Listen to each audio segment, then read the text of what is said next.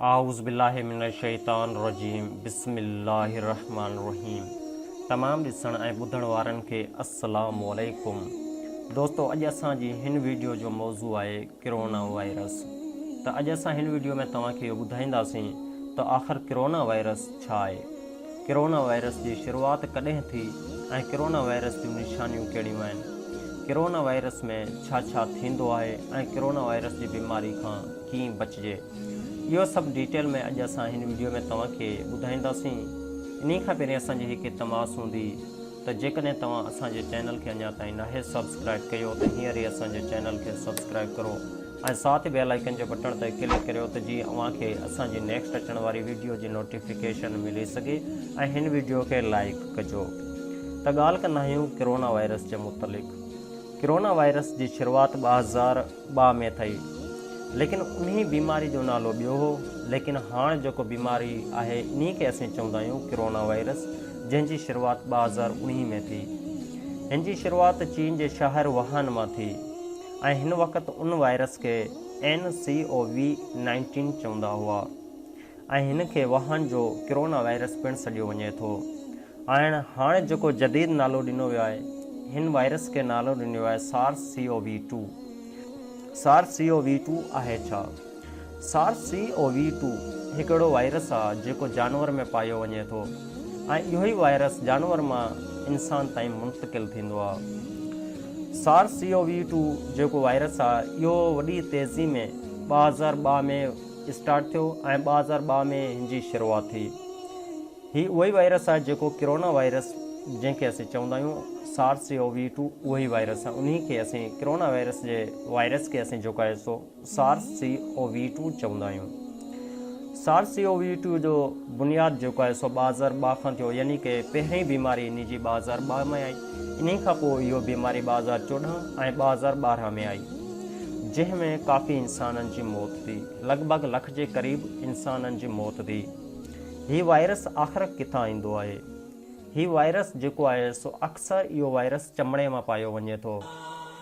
साइंसदाननि जो ऐं वॾे डॉक्टरनि जो चवणु आहे त चमड़े जी रत में 96% SARS-CoV-2 जो वायरस हूंदो आहे ऐं इहो साॻियो ई चमड़ो 2002, 2012 ऐं 2014 वारी बीमारी जो सबबु बणियो हो। ऐं हिकु दफ़ो ॿीहर असां वटि किरोना वायरस जी बीमारी जो सबबु पिणु चमड़ो ई रहियो आहे। नोट कजो त असांखे इस्लाम चयो आहे त का बि हराम शइ मां इंसान लाइ को बि फ़ाइदो न आहे। त चीन जे माण्हुनि चमड़े मां फ़ाइदो हासिलु करणु चाहियो, जंहिं सबबु असां वटि किरोना वायरस जी बीमारी हिकु दफ़ो ॿीहर अची वई आहे। लफ़्ज़ किरोना जो मतिलबु ई इहो आहे। किरोना हिकु लातानी ज़ुबान जो लफ़्ज़ आहे जंहिंजो मतिलबु ताज आहे। किरोना वायरस जो जरासीम जेको आहे उन्ही खे जेकॾहिं उहा माइक्रोस्कोप जी मदद सां ॾिसंदव त उन्ही खे ताज जी मदद सां नज़र ईंदो। उन्ही जी शिकिल जेको आहे सो तव्हांखे ताज जी तरह नज़र ईंदी। इहो हाणे जदीद नालो ॾिनो वियो आहे, लेकिन 2012, 2014 ऐं 2002 में जेको आहे सो हिन बीमारी खे कंहिं ॿिए नाले सां सॾियो वेंदो हो। ऐं किरोना वायरस जेको आहे सो चमड़े मां थिए थो। 2012 में पिणु जेको आहे सो चमड़े मां इहो जरासीम उठ में मुंतक़िल थियो ऐं जंहिं मां इंसाननि ताईं इहो जरासीम अची वियो ऐं हींअर पिणु जेको आहे सो चमड़े मां इंसाननि ताईं इहो साॻियो जरासीम ई आयो आहे।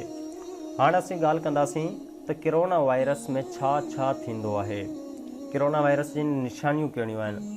किरोना वायरस हिकिड़ो वायरस आहे जेको हर इंसान में थी सघे थो, उहो ॿारु हुजे या वॾो, पोड़ो हुजे या जवान, कमज़ोर हुजे या पहलवान।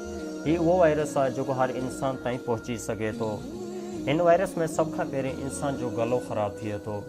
इन खां पोइ इहो वायरस डायरेक्ट हमिलो कंदो आहे इंसान जे फेफड़नि ताईं, इंसान जे फेफड़नि खे कमज़ोर कंदो आहे, जंहिं सबबु इंसान जी मौत थी सघे थी। ऐं हिन वायरस में केतिरनि ई माण्हुनि जी मौत थी चुकी आहे ऐं काफ़ी हज़ारनि जी तादाद में हिन वायरस जा माण्हू जेके आहिनि सो अञा बि बीमार आहिनि। हीउ वायरस चीन मां वधी करे ॿिनि केतिरनि ई मुल्कनि ताईं पखिड़िजी चुको आहे। इन्ही जी जेको ख़ासि निशानियूं आहिनि, ख़ासि निशानियूं इहो आहिनि त अव्हां जे गले में जेको आहे सो ख़ारिश थियणु लॻंदी। हीअ उहा ख़ारिश हूंदी जेका अव्हांखे पहिरीं वारे गले जी ख़ारिश खां मुख़्तलिफ़ लॻंदी। इन खां पोइ अव्हांखे सिर में सूरु थी सघे थो ऐं अव्हांखे तेज़ बुख़ारु अची सघे थो ऐं ॻाल्हाईंदे अव्हांखे खंघि पिणु अची सघे थी। हीअ जेकॾहिं तव्हां में निशानियूं अची वञनि त अव्हांखे जेको आहे सो डॉक्टर सां रुजू करणु लाज़मी आहे। जेकॾहिं अवां सुम्हो था, निंड जी सूरत में, सुम्हण जी सूरत में अवां जो नक बंदि थी वञे, अवां खे साह खणण में तमामु घणी मुश्किल अचे, त बि हीउ जेको आहे सो उन कोरोना वायरस बीमारी जी ई निशानी आहे। हीअ बीमारी जेको आहे सो गले खे ख़राबु कंदे इंसान खे कैंसर, गले जो कैंसर पिणु थी सघे थो ऐं इंसान खे TB जी बीमारी में पिणु मुंतक़िल करे छॾींदी आहे। हाणे असीं ॻाल्हि कंदासीं त हिन बीमारी वारे खे छा करणु घुरिजे। जेकॾहिं कंहिं शख़्स खे इहो बीमारी थी वई आहे त उहो रुजू करे त उहो ॿिनि शख़्सनि खां परे रहे ऐं उहो जेतिरो थी सघे उन खे जेको आहे सो साई भाॼी इस्तेमालु करणु घुरिजे। असां लास्ट में तव्हांखे इहो ॿुधाईंदासीं त हिन बीमारी खां कीअं बचिजे। लेकिन हिन बीमारी जेकॾहिं जिते जिन इलाइक़नि में अची वई आहे त हुननि माण्हुनि खे असीं रिकमेंड कंदासीं त जेतिरो थी सघे उहा मास्क जो इस्तेमालु करियो, साइनि भाॼियुनि जो इस्तेमालु करियो, थधी जॻहियुनि खां परहेज़ करियो ऐं जेतिरो थी सघे अवां थांवनि जो इस्तेमालु करियो, यानी कि मिटी जा थांवनि उन्हनि जो इस्तेमालु करियो। हाणे असां तव्हांखे इहो ॿुधाईंदासीं त हिन बीमारी खां आख़िर कीअं बचिजे। हिन बीमारी खां बचण जा केतिरा ई उपाउ आहिनि जेके कुझु साइंसी आहिनि ऐं कुझु असांजा इस्लामी आहिनि। इस्लामी उपाउनि में असांखे इहो मिले थो त अवां जेतिरो थी सघे मिटी जा थांव इस्तेमालु करियो, अवां जेतिरो थी सघे निम जो ॾंदड़ इस्तेमालु करियो, छाकाणि त रसूल ख़ुदा फरमायो आहे त इंसान जे मुंहं में 3 क़िस्म जा जरासीम हूंदा आहिनि, हिकु ॾंदनि खे, ॿियो दिमाग़ खे ऐं टियों इंसान जे अंदरी जिस्म खे नुक़सानु कंदा आहिनि ऐं निम जे ॾंदड़ करण सां उहे 3 जरासीम मरी वेंदा आहिनि। इन खां पोइ असां अव्हांखे इहो चवंदासीं जेतिरो थी सघे साइनि भाॼियुनि जो इस्तेमालु करियो, गरम खाधनि, होटलनि जे खाधनि ऐं गोश्त वग़ैरह खां परहेज़ करियो ऐं इन सां गॾोगॾु अवां मास्क पाईंदा करियो ऐं हमेशह मानी खाइण खां पहिरीं पंहिंजा हथ धोईंदा करियो। हीअ हुई अॼु जी वीडियो। अॼु जी वीडियो में उमेदु कंदा आहियूं तव्हांखे इहो मालूम थी चुको हूंदो त कोरोना वायरस जो कॾहिं वजूदु थियो। हीउ वायरस उहो ई आहे जेको 2002 में शुरू थियो हो ऐं असां जेको आहे सो तव्हांखे डिटेल में ॿुधायो होसीं त कोरोना वायरस छा हो, इन जी पैदाश कॾहिं थी, इहो जेको आहे सो किथां खां आयो आहे। इंशाअल्लाह ताला हाणे असां अव्हांजी ख़िदमत में हिकु ॿी वीडियो सां हाज़िर थींदासीं। तेसीं ताईं ख़ुदा हाफ़िज़।